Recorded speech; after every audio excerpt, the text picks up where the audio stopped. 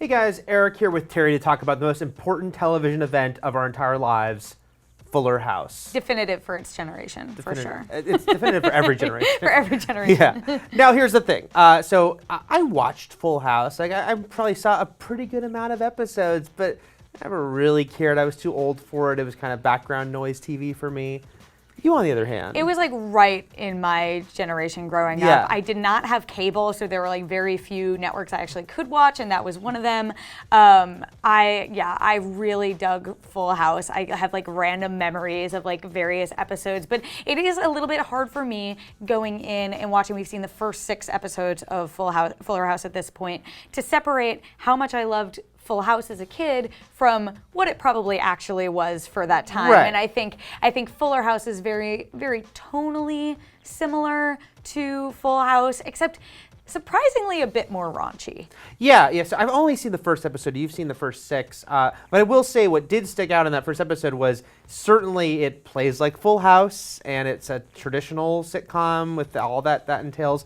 But there were some jokes that were a little more innuendo, a little more winky, that I did feel like they have to know, obviously, going in, that this show is aimed at people who grew up with Full House, are now adults, although they also want new kids, of course. And the fact is, Full House has continued to have fans because it's played on TV Land all the time. And those stars are still a big, most of them are still a big part of our pop culture. Right. So it was interesting watching what is basically a new episode of Full House, but with a little bit of like hint, winky innuendo that just the original show would not have touched. You know? So we want to do some spoiler-free observations of what we've seen. None of the major murders or kills are going to be revealed. Like just wait until the mid-season twist. It's going to blow your mind. Right. I was like thinking like the Olsen twins show up and they're all serial killers or like something like that. That does there not was happen. Always a second. It wasn't just Michelle. There was a always second, 2 of them. Yeah. So spoiler-free.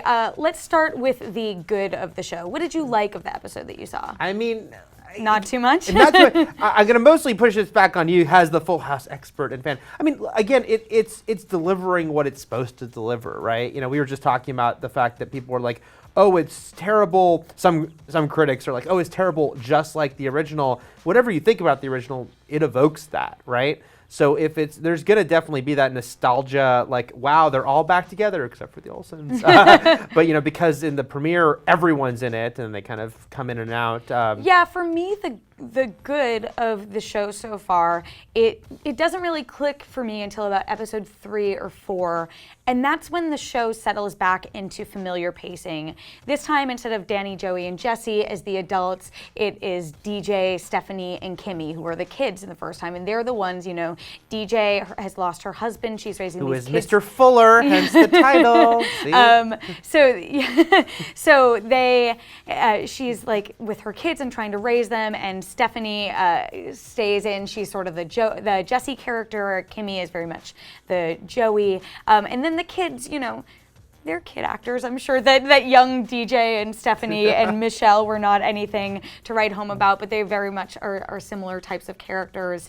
And again, once it settles into the groove, it at least does evoke what the original show did. And I will say, Kimmy Gibbler is like, I think she's hilarious. That's like one of the few characters that I think consistently lands the jokes for me still, because she's just as wacky as she was originally. Yeah, I mean, for better or for worse, she is a sitcom character, and I will say they go hard with her as she bursts in she gets a Kramer entrance, you know. She bursts through that door, but it does work. I mean, certainly anyone who cares about Kimmy Gibbler, it's giving you the full Gibbler. You know? The full Gibbler. And I feel like that actress has just lived in that role since then too. It doesn't feel like she's coming back to it. It just feels like it was a part of her DNA.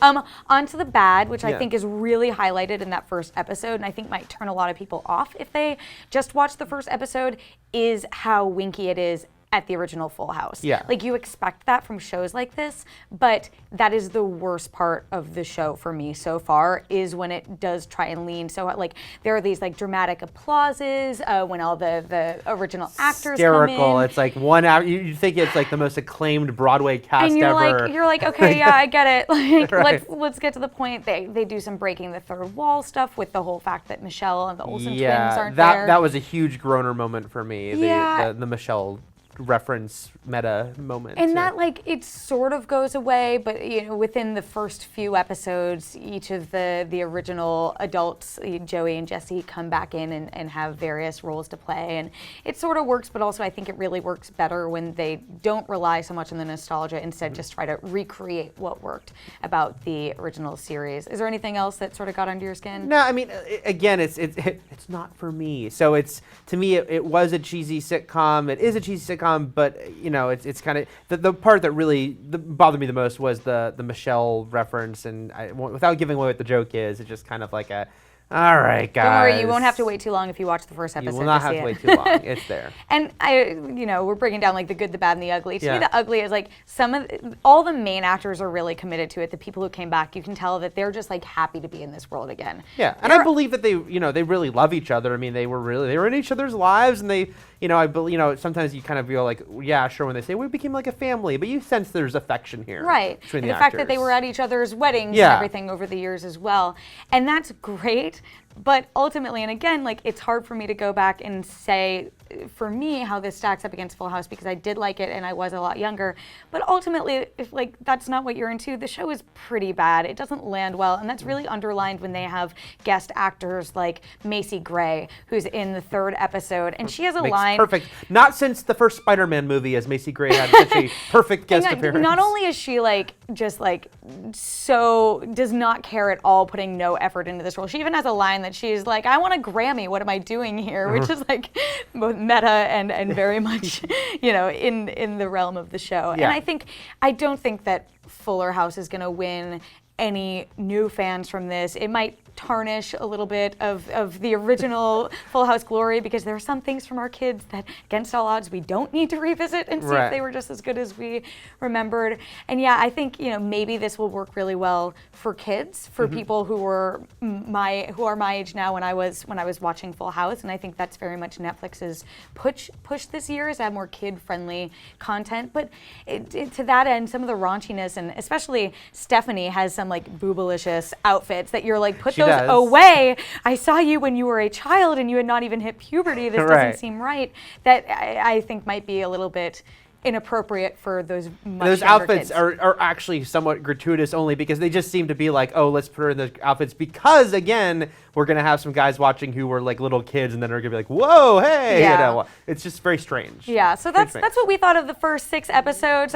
Hopefully that gave you an overall impression of what to expect. Let me just ask you, Yes. lastly, has someone who loves Full House, would you tell people don't watch it because you want to keep your memories pure, or do you say, like, I understand you're going to watch it, give it I think I would say, like, I understand you're going to watch it from pure curiosity, and this hasn't tarnished my impressions. I mean, maybe there were some people who really did want to check back in with these characters. Yep. I didn't. I was fine with them, like, just knowing them weren't for what they wondering, were. what are they up to? Yeah, What's DJ doing? I wasn't desperate for that, but I think that it does work within the realm of this show, and I do sort of like the parallel structure of the stories that I think does lend itself positively to what Full House did and what they're doing here.